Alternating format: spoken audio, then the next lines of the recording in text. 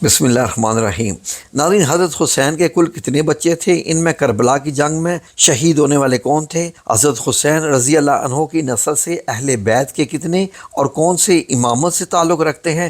ان اماموں کے ساتھ عباسی اور اموی حکمرانوں کا کیسا رویہ تھا اور کن اماموں کو ان حکمرانوں نے زہر دیا تھا؟ اس شجرے کو سمجھنے کے لیے آپ کو یہ سمجھنا پڑے گا کہ حضرت محمد صلی اللہ علیہ وآلہ وسلم یعنی خاندان بنو ہاشم اور ان کے چچا زاد بھائی اور داماد حضرت علی رضی اللہ عنہ پر آنا پڑے گا۔ حضرت علی رضی اللہ عنہ کی پہلی شادی آپ صلی اللہ علیہ وآلہ وسلم کی چھوٹی بیٹی سیدہ طاہرہ فاطمہ الزہرا رضی اللہ عنہا سے ہوئی، جن سے آپ کے 3 بیٹے اور 2 بیٹیاں پیدا ہوئیں۔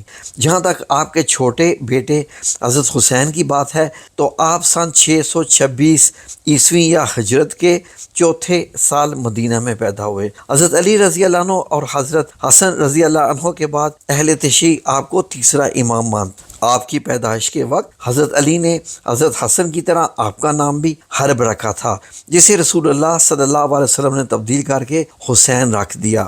حضرت علی رضی اللہ عنہ کی شہادت کے بعد آپ نے حسن معاویہ معاہدے کی پاسداری کی اور حضرت حسن کے ساتھ ان کی وفات تک مدینہ میں ہی رہے۔ 9 سال کے اس عرصے میں دونوں بھائیوں میں ہر طرح کی سیاسی مداخلت سے دور رہے، لیکن حالات اس وقت بہت زیادہ خراب ہو گئے جب امیر معاویہ نے اپنے بیٹے یزید کو اپنا جانشین مقرر کر دیا۔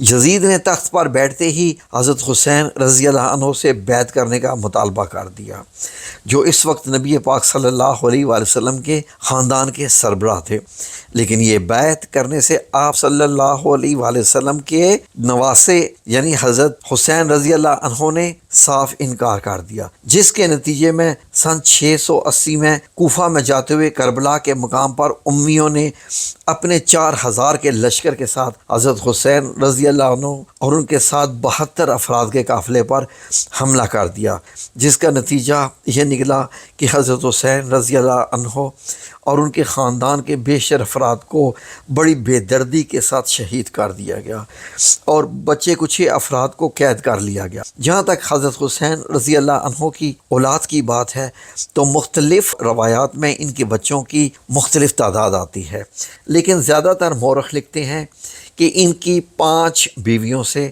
3 بیٹے اور 4 بیٹیاں تھیں۔ کربلا کی جنگ میں آپ کے 2 بیٹے شہید ہو گئے، جن میں حضرت علی اکبر اور حضرت علی اصغر شامل تھے۔ کہا جاتا ہے کہ شہادت کے وقت حضرت علی اکبر کی عمر محض 28 سال تھی اور وہ نبی کریم صلی اللہ علیہ وآلہ وسلم کے خاندان میں شہید ہونے والے سب سے پہلے فرد تھے، جبکہ حضرت علی اصغر شہید ہونے والے 9 مولود بچے تھے، جن کی عمر محض 6 ماہ بتائی جاتی ہے۔ انہیں اموی فوج کے ایک تیر انداز نے گلے میں تیر مار کے شہید کر دیا۔ تیسرے امام حضرت حسین رضی اللہ عنہ کی شہادت کے بعد ان کے سب سے بڑے بیٹے حضرت زین العابدین کو چوتھا امام تسلیم کر لیا گیا۔ مورخ یہ لکھتے ہیں کہ آپ رضی اللہ عنہ کربلا میں موجود تھے، لیکن علیل ہونے کے سبب جنگ میں حصہ نہ لے سکے۔ جنگ کے فوراً بعد جب اموی فوج نے لوٹ مار شروع کی تو حضرت زین العابدین کو ایک خیمے میں بیمار پایا۔ اموی فوج کا کمانڈر شمر انہیں قتل کر دینا چاہتا تھا، لیکن ان کی پھوپھی حضرت زینب رضی اللہ تعالیٰ عنہا کی اپیل پہ ان کی جان بخش دی گئی، جس کے بعد آپ رضی اللہ عنہ نے تمام سیاسی سرگرمیوں سے کنارہ کشی اختیار کر لی، اپنا وقت عبادت میں صرف کیا۔ آپ نے دوسرے امام حضرت حسن رضی اللہ عنہ کی بیٹی حضرت فاطمہ بنت حسن سے شادی کی۔ کہا جاتا ہے کہ انہیں اموی حکمران الولید یا اس کے بھائی حشام نے زہر دے دیا تھا۔ ان کی شہادت کے بعد ان کے بیٹے زید الشاہد نے امیوں کے خلاف بغاوت کر دی، لیکن اس میں ناکام رہے اور انہیں بھی شہید کر دیا گیا۔ حضرت زین العابدین کے بعد ان کے بیٹے محمد الباقر 5ویں امام مانے جاتے ہیں۔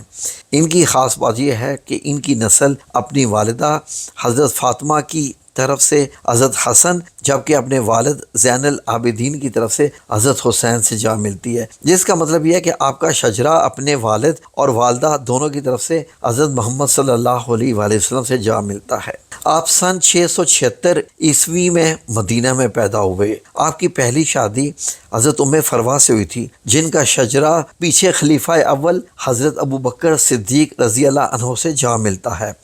آپ کی دوسری بیوی حضرت ام حاکم تھی۔ ان دونوں سے آپ کے کم و بیش 8 بچے تھے۔ آپ رضی اللہ عنہ نے اپنے والد حضرت زین العابدین کی پالیسی کو جاری رکھا اور سیاست سے دور ہی رہے، اور امام باقر کے بعد ان کے بڑے بیٹے حضرت جعفر الصادق نے ان کی جانشینی سنبھالی۔ آپ 8ویں صدی کے عظیم عالم، مفسر، قانون اور اپنے والد کے بعد چھٹے امام مانے جاتے ہیں۔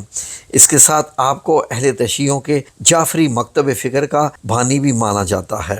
حضرت جعفر صادق کو سنی اور اہل تشیع دونوں مکتب فکر میں بہت بلند مقام حاصل ہے۔ انہیں مشہور سنی علماء امام ابو حنیفہ اور امام مالک کا استاد بھی سمجھا جاتا ہے، جو کہ سنیوں کے حنفی اور مالکی مکتب فکر کی بنیاد تھے۔ حضرت امام جعفر کی موت کے بعد جانشینی کو لے کے اہل تشیع 2 حصوں میں بانٹ گئے۔ بعض لوگوں نے ان کے بڑے بیٹے اسماعیل کو اگلا امام چن لیا، جو کہ اہل تشیعوں کی اسماعیلی شاہ کی بنیاد بنے۔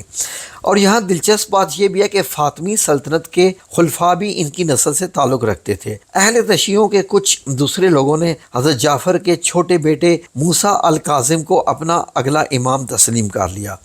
ان لوگوں کو اہل تشیعوں کے 12 امامی یعنی جعفری شاہ بھی کہا جاتا ہے، اور آج کل کے دور کے تقریباً 85% شیعہ اسی شاہ سے تعلق رکھتے ہیں۔ جہاں تک اہل تشیعوں کی جعفری شاہ کی بات کی جاتی ہے تو موسیٰ الکاظم ان کے 7ویں امام مانے جاتے ہیں۔ کچھ مورخ یہ لکھتے ہیں کہ انہیں عباسی خلیفہ ہارون الرشید نے زہر دلوایا تھا، جبکہ کچھ دوسروں کا یہ ماننا ہے کہ ان کی موت قدرتی تھی۔ ان کی موت کے بعد ان کے بیٹے علی الرضا 8ویں امام بننے میں کامیاب ہوئے۔ ان کے 18 بھائیوں میں سے کسی نے امامت کا دعویٰ نہ کیا، بلکہ ان میں سے کئی سو نے عباسیوں کے خلاف بغاوتوں کا ایک سلسلہ شروع کیا، جن میں محمد اور احمد سر فہرست تھے۔ امام علی الرضا سن 700 تقریباً 64 عیسوی میں مدینہ میں پیدا ہوئے تھے۔ ان کے باپ دادا کے برعکسی عباسی خلیفہ المامون کے ان سے تعلقات کچھ اچھے تھے۔ یہی وجہ ہے کہ ان کی شادی مامون کی بیٹی ام حبیبہ سے ہوئی تھی۔ اس کے علاوہ مامون نے انہیں اپنے ظاہری وارث کے طور پہ بھی نامزد کر دیا تھا، لیکن امام علی رضا نے کبھی کسی حکومتی معاملے میں مداخلت نہ کی، اور المامون کے زیر سایہ ان سے کئی اہم کام بھی منسوب کیے جاتے تھے، جن میں مختلف اسلامی لٹریچر اکٹھا کرنا اور احادیث جمع کرنے کا کام سر فہرست ہے۔ ان کی موت سن 818 عیسوی میں ایک سفر کے درمیان ہوئی، لیکن زیادہ مورخ لکھتے ہیں کہ مامون کو ان کی موت کا ذمہ دار ٹھہراتے ہیں، اور مورخین یہ بھی لکھتے ہیں کہ امام علی رضا کے صرف ایک بیٹے محمد الجواد تھے، جو اپنے والد کی وفات کے وقت تقریباً 7 سال کے تھے، اور اس وقت کے علماء کا یہ ماننا تھا کہ محمد الجواد نے چھوٹی عمر ہونے کے باوجود تمام علوم پر عبور حاصل کر لیا تھا، جس بنا پر انہیں 9واں امام تسلیم کر لیا گیا۔ ان کی خاص بات یہ بھی ہے کہ ان کے بیٹے موسیٰ المبارکہ کو موجودہ دور کے جو رضوی سیدوں کا جد امجد مانا جاتا ہے، جو کہ جنوبی ایشیا کے مختلف حصوں میں پائے جاتے ہیں۔ ان کی شادی عباسی خلیفہ المامون کی بیٹی ام فادی سے ہوئی، اور کہا جاتا ہے کہ ان کی اسی بیوی نے اپنے چچا المعتصم کے کہنے پر انہیں زہر دے دیا تھا۔ امام الجواد کے انتقال کے بعد ان کے بیٹے حضرت علی الہادی 10ویں امام بنے۔ تاہم ان کے دور میں عباسیوں کے زیادہ تر اختیارات ترکوں کے ہاتھ جا چکے تھے، لیکن اس کے باوجود عباسی خلیفہ المتوکل ان سے بہت سختی سے پیش آیا۔ انہیں سلطنت کے دارالحکومت سمارا طلب کیا گیا، جہاں انہیں ان کی موت تک کڑی نگرانی میں رکھا گیا۔ الہادی کے انتقال کے بعد ان کے پیروکاروں کی اکثریت نے ان کے بیٹے حضرت حسن العسکری کو اپنا 11واں امام تسلیم کر لیا گیا، لیکن عباسی خلیفہ نے ان پر بھی کڑی نگرانی رکھنی شروع کر دی، اور عام عوام سے ان کا رابطہ بہت محدود کر دی گیا۔ تاہم امام حسن العسکری یعنی اپنے پیروکاروں اور نمائندوں کے تقریباً ایک نیٹ ورک کے ذریعے عوام سے بڑی مشکل سے رابطہ کیا کرتے تھے، اور سن 873 عیسوی میں تقریباً 28 سال کی عمر میں وہ وفات پا گئے، اور امام حسن العسکری کا کوئی واضح وارث نظر نہیں آ رہا تھا، جس کا یہ نتیجہ نکلا کہ اہل تشیع مزید کئی اور فرقوں میں تقسیم ہو گئے، سوائے 12 اماموں یا جعفری جو مکتبہ فکر کے لوگوں کے۔ ان کا یہ ماننا ہے کہ امام حسن العسکری کا ایک بیٹا تھا جنہیں المہدی کہا جاتا تھا، جنہیں عباسیوں کے ظلم و ستم کے خوف سے پوشیدہ رکھا گیا۔ چنانچہ ان کے عقیدے میں المہدی اپنے والد کی وفات کے بعد 12ویں اور آخری امام مانے جاتے ہیں، اور ان کا یہ بھی ماننا ہے کہ قیامت کے نزدیک امام مہدی کا ظہور دوبارہ ہونا ہے۔ اس کے علاوہ کچھ مورخ یہ بھی لکھتے ہیں کہ امام عسکری کے ایک چھوٹے بیٹے سید علی اکبر بھی تھے، جن کی نسل سے آج کل کے دور کے کئی صوفی بزرگ تعلق رکھتے ہیں۔ امید ہے کہ آپ کو یہ ویڈیو پسند آئی ہوگی۔ چینل کو لائک اور سبسکرائب ضرور کیجیے گا۔ جزاکم اللہ خیر۔